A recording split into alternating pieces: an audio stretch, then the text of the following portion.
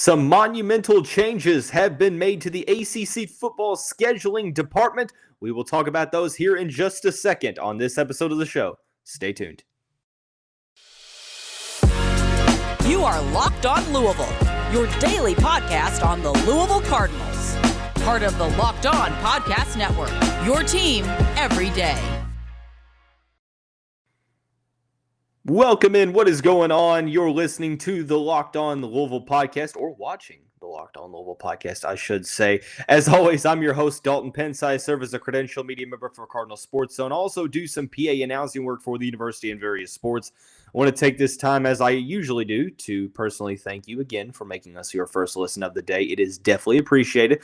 And just a reminder, the Locked On Louisville podcast is free on all streaming services, 5 days a week, your team every day.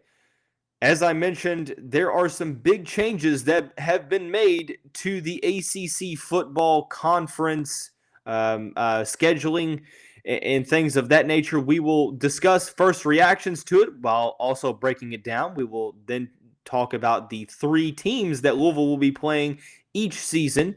And then finally, we will kind of take a peek at the next 4 seasons of conference opponents for the University of Louisville football program. So let's move into the first segment by talking about the changes as a whole. What's different? Well, really the question should be, what is the same? Well, heading into 2023, so obviously this year nothing changes. Beginning next season, a lot of changes. There will be no divisions. There will be no Atlantic nor Coastal division.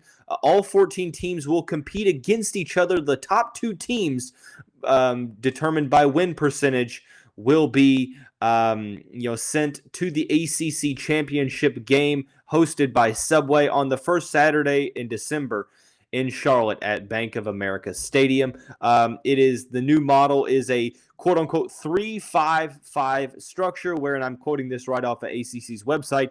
Each team will play 3 primary opponents annually and face the other 10 league teams twice during the 4-year cycle, once at home and once on the road.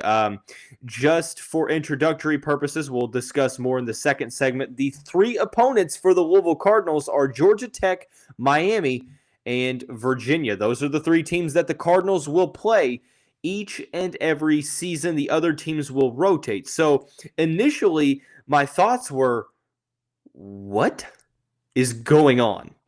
I thought that there may be an instance to where maybe they try to increase the ACC schedule to where they play another team each season.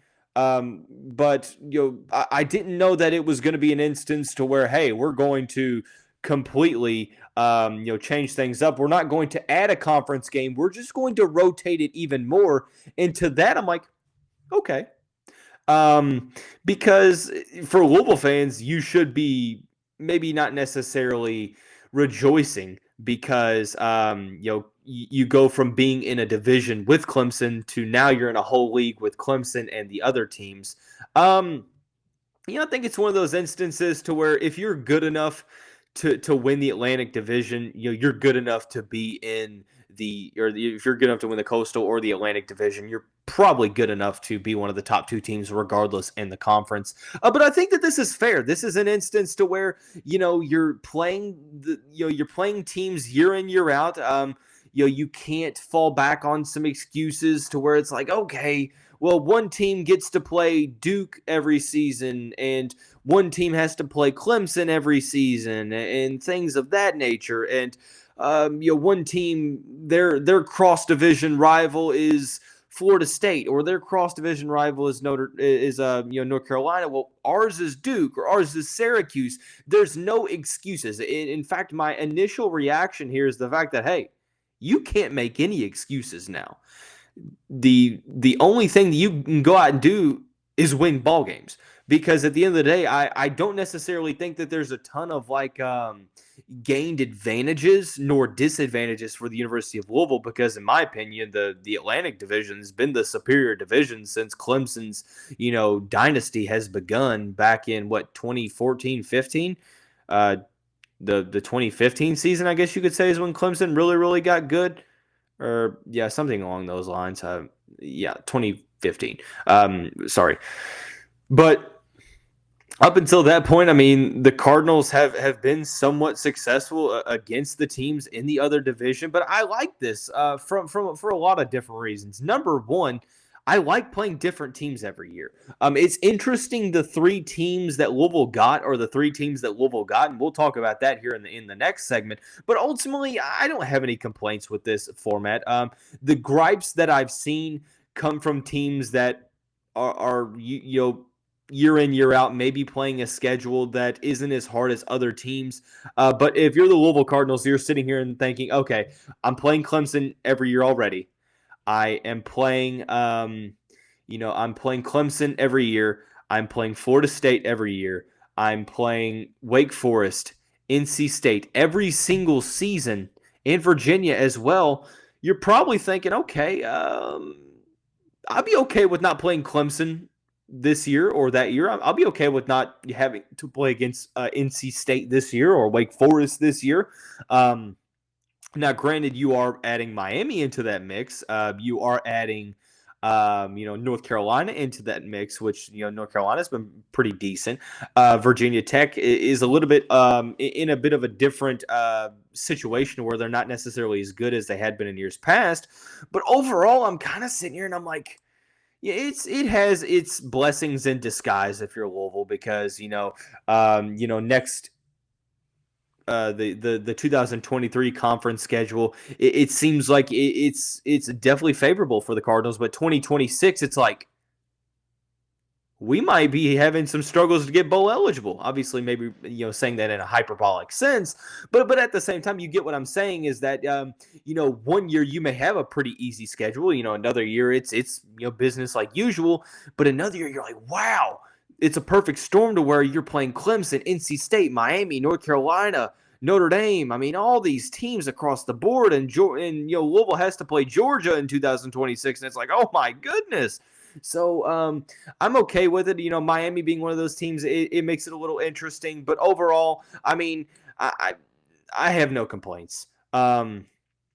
Because at the end of the day, you can talk about scheduling all you want. You could talk about, strength of schedule in the conference and dodging certain opponents. I'll be honest.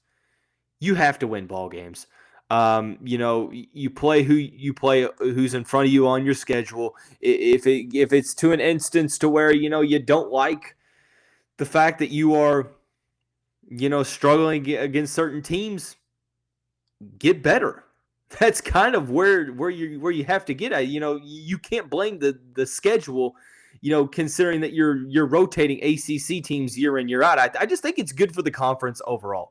You're playing instead of playing a team once every 4 years, you're playing them twice every 4 years. You're playing them at home and then on the road, and you're continually circulating through. It makes it for a little bit of a more interesting schedule. You're not playing the same teams every year, so it's kind of the fun of maybe not necessarily being too familiar with a certain program and being able to go in into it with a little bit of unfamiliarity. But I like it. I think that this is a model that's pretty solid.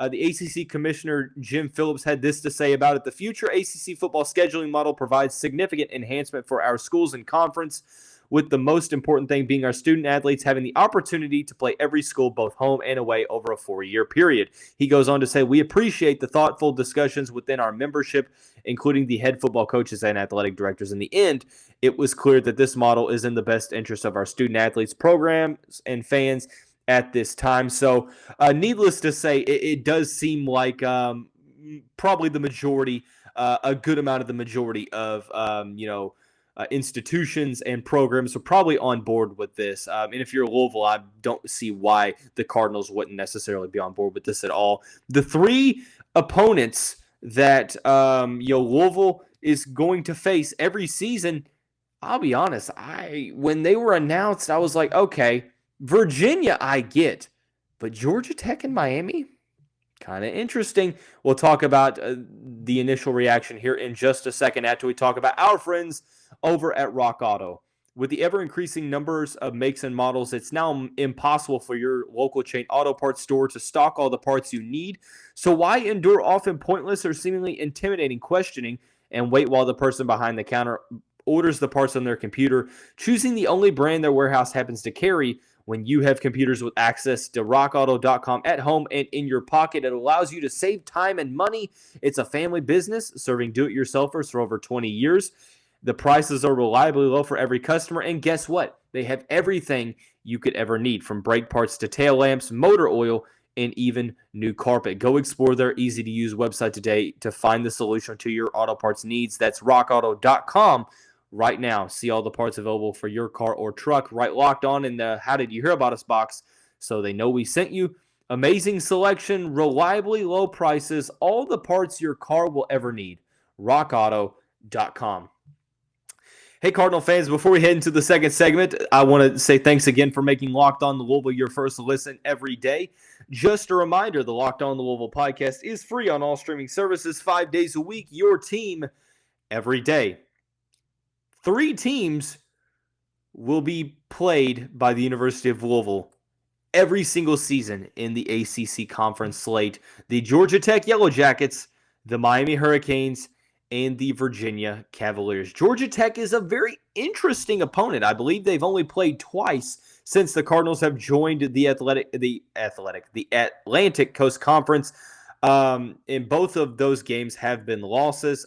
2018, obviously in that historical debacle of a season, Georgia Tech did not punt the ball once en route to victory against the Cardinals. And then the second time was 2020 in the COVID season, in which the Cardinals had a lead going into the fourth quarter, I do believe, and simply put, the wheels on the bus fell off.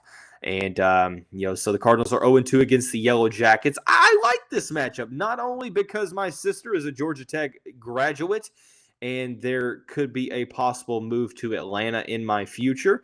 So that definitely would have no, reasoning as to why I like this matchup at all. There's no single possibility of that being true, but I digress.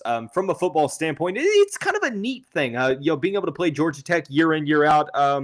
It's a team that Louisville's not used to, so playing an unfamiliar opponent is one of those to where, hey, Georgia Tech, probably be it's an opportunity to get a solid win, because at this time it seems like Louisville is a better program than the Yellow Jackets, but that's no disrespect to Tech at all.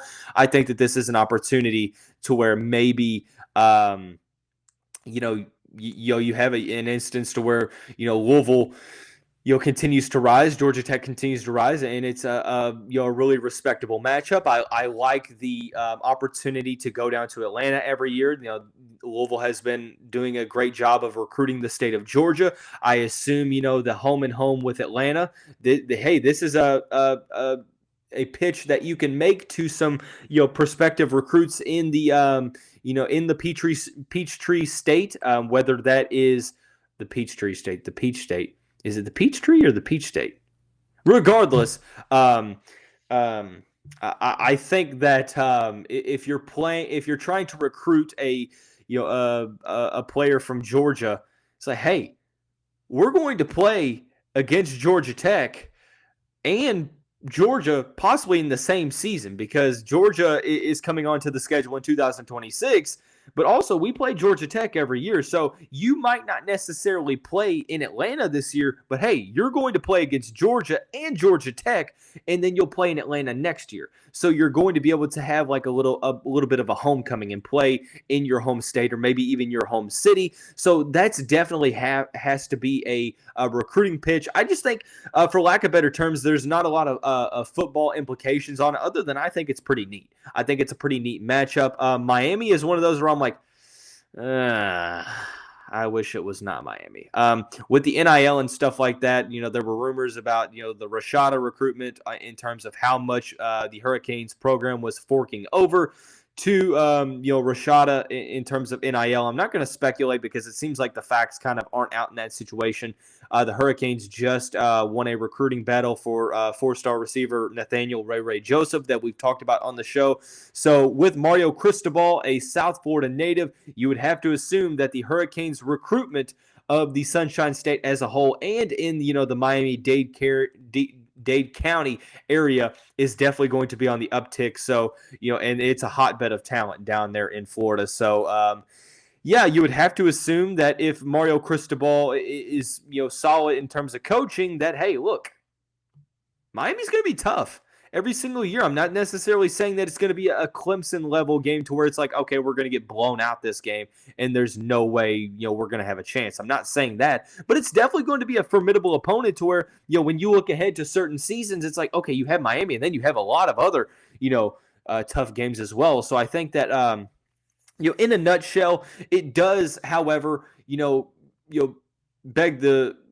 to play the devil's advocate that's saying, okay, well, Louisville's starting to recruit better as well. If they can start to take the next step forward, if Louisville can rise to a team that's winning 8 to maybe even 10 games consistently over the next couple of years, Miami could offer a possible game as a resume boosting win that, like I said, maybe Virginia and Georgia Tech might not necessarily be on that level, but you have a game in Miami. You're recruiting Miami as well. Like Georgia Tech, you can do the same thing with players from the state of Miami. You're thinking, okay, yeah, maybe you're not necessarily playing for your home team, but you're going to go down to your home area and you're going to play a game at Miami. You're going to play a game here, at Cardinal Stadium against the Hurricanes. So it's kind of a give and take because Georgia Tech, can't really do. I think that Georgia Tech and Miami, it's more beneficial in terms of recruiting playing Georgia Tech and Miami for Louisville than it is vice versa. And that's no disrespect to the Louisville area recruiting, but Atlanta and Miami are two very, very highly, highly recruited areas, highly talented areas across the board. So that's kind of my thoughts on Miami. Virginia, that should have been, we should have saw that coming. Of course. Right. It could be worse, though. I guess it could be Clemson. I really wish this one kind of would have been Florida State. I would have liked to have seen Florida State, a team that we play every season, just because, number one, it seems like Lamar Jackson and company broke the Florida State Seminoles in that 2016 huge victory that I saw on ACC's Twitter yesterday. So that was pretty cool. But I'm just kind of making fun at this point. But ultimately, I think that that's always a big rivalry game. Virginia is a game that, Louisville usually is. It's a very tough contest. The Cardinals have yet to win in Charlottesville, so they're going to have to actually, I take that back. They won one game in Charlottesville, and it was the year after Lamar Jackson's Heisman campaign to where he, 2017, his final season, his junior year, less than a minute to go, he found Jalen Smith in the end zone for the touchdown in which the Cardinals went ahead late in that game and won in Charlottesville. That is the only time that the Cardinals have defeated Virginia on the road. Here at Cardinal Stadium, it's been more of in the favor of Louisville. I think that they've only maybe lost one time, and that was this past year in that fourth quarter debacle. So I'm okay with Virginia being a team that we play every season because it's one that we're used to playing. They're a cross-division rival anyway, and it's a good opportunity for us. I think that it's a solid game. It's not a. I wouldn't necessarily go as far as calling it a rivalry, but in my opinion, it kind of is. And I'm interested to see how the teams really can continue. Playing each other very toughly, which they likely will do in this upcoming season. So, as I alluded to, I'm fine with the three teams. It probably wasn't necessarily what I expected in terms of Georgia Tech and Miami, but Virginia is definitely one that I expected. Moving along into kind of initial thoughts into each of the next 4 conference slates for the Cardinals. Some years are easy. Some years it's like, okay, are we even going to be bowl eligible? Obviously, I'm joking, but you'll see here in just a second. We'll talk about that here in just a second, as I mentioned, after we talk about our friends over at BetOnline. BetOnline.net is your number one source for all of your betting needs and sports info. Find all of the latest sports developments, league reviews, and news this season. And you can do that on the Major League Baseball level. BetOnline is your continued source for all of your sporting wagering info, including live betting, esports, and scores. And it remains the best spot for all of your sports scores, podcasts, and news. It's the fastest and easiest way to check in on all of your favorite sports and events, including MMA, boxing, and golf. Head to the website today or use your mobile device to learn more about the trends in action. BetOnline is where the game starts. So heading into the final segment, as I mentioned, the next 4 years, beginning next year, the conference opponents have been determined. and we're going to kind of break that down the next 4 seasons. 2023, Pierce Clarkson and company's first year for the Cardinals. I think it's pretty, it's pretty favorable because you have Boston College, Miami, NC State, and Pittsburgh, which are likely going to be some tough games. Virginia will be without Brennan Armstrong, but you have Duke, Georgia Tech, which are probably going to be wins at this point. Virginia Tech is kind of in a bit of a crossroads. You're like, okay, well, who knows what is necessarily going to happen here, but that's probably almost as favorable as it's going to get if you're Louisville. You're playing both of the Virginia schools. You have both of those teams at home. You have Duke at home and Boston College. So, I mean, you're looking like in the ACC slate at home, you could go 4-0 in those games. It's going to get considerably tougher on the road. However, you go down to Atlanta for the second time since joining the conference. You have Miami, you have NC State, and you have Pittsburgh. So who knows what Pittsburgh's going to look like, but if Pat Narduzzi is there, you have to assume they're going to be good, along with Dave Dorn at NC State. Miami on the road is going to be very challenging. Georgia Tech's going to be interesting. So you would assume, I think, probably like a 5-3 would be something to look at there. Moving along over into 2024, things are a little bit interesting. You have Syracuse on the schedule, Georgia Tech at home, Miami and North Carolina at home. So you have some games to where you can try to, do some stuff on your home field. You have Virginia and Virginia Tech on the road, at Wake Forest, at Clemson. So if Clemson has a bounce back season, this is an opportunity. Maybe you can try to go into Death Valley and knock them off. But at the end of the day, I would say the 2024 slate is a little bit more challenging than 2023 because you have Clemson, because you have Wake Forest and North Carolina on the schedule. But still, Georgia Tech, Syracuse, Virginia Tech look like possible wins. So we will kind of see how that unfolds. It's definitely different heading into 2025. The first time you've played Florida State in the past, since 2022, you'll play Florida State again. NC State, Pittsburgh, Virginia fill out the home slate. Boston College on the road, Duke on the road, Georgia Tech on the road, and Miami on the road. So,